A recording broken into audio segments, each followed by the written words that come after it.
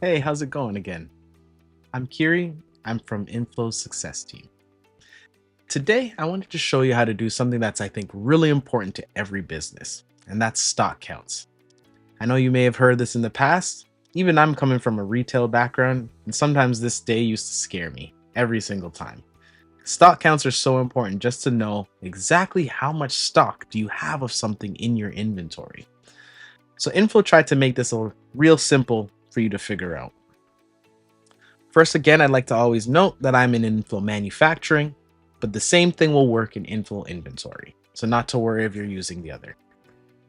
So say you get told that you have to do a stock count, or say you're an admin and you need your team to do some counting of your stock to figure out what do you actually have. You first want to come into the stock count option and start a new count. And let's figure out which location we're going to be counting first. In this case, I'm going to do our Eastern warehouse. Now, there's always different rules of how you want to do a count. Sometimes it's got to be everything. Sometimes you're doing a specific category. Sometimes maybe you even want to give your team a blind count.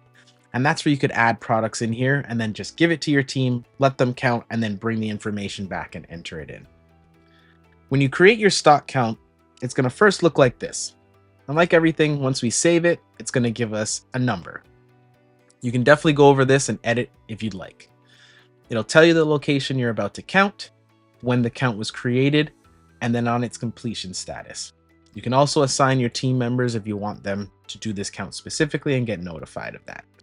Any remarks that need to be made can be entered in here. So let's go into getting the products in. Like I said, you can either add products individually, scan a couple of them in, or you have these two options of adding by category or all the products within that location. In this case, I'll add products by category. In this case, we're only going to do a few groupings. I'm going to first unselect this to choose the different categories I want to count. I'm going to choose saucepans, pots, and regular pans. If there were some details within these categories that I wanted to change, I can also go in through this little arrow here and select the individual items if I want. So say I only wanted the 20 centimeter saute pan, I can only choose that. But in this case, I want them all. Now that those are selected, I'm going to hit next. Here, I'm going to hit save. And now we have all our pots, pans that we're going to be counting. You can also see the sublocation that they're going to be located in to help find them easier. From here, we're going to hit prepare count. Now this is where I can really work with my team in figuring out who's going to be doing some of this work. If I wanted to divide my products, I can actually divide it into different sheets based off of how many products I want on each sheet.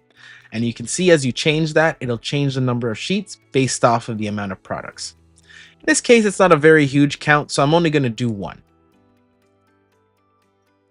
Once that's created, I think I'm ready to start my count. So I'll hit start counting. Here's where I think it's really handy. So from here, your system quantity is going to give you a number of all the stock that you should have based off of all the movement that's being done in inFlow. That is your system quantity. From here, you could either have your team go and do a count and then bring that information back and enter it in here. And as you can see, as I put in the different quantity amounts, this is also scannable too if you don't want to enter it manually. But you can see that it's going to update. So in this case, for the stainless clad, if I only had 25, I can see that there's a difference. I'm going to finish filling in the rest of these. So we have a pretty good count, but we are missing 4 here. Now that would probably be a good indicator to start doing some auditing. You could do that through your reports, or maybe you look at some of the last few sales that you've done with this to make sure there was no mistakes made, or make sure something didn't get lost.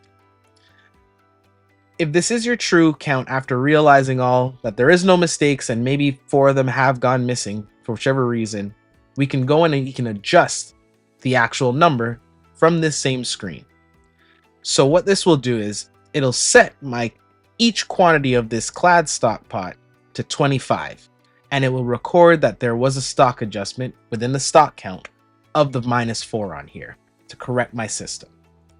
So I can hit complete and adjust. And now if I want to go look at that product, I'll see all those details in the product history. So now I can go into my order history. We can see that my Eastern warehouse is now at 25.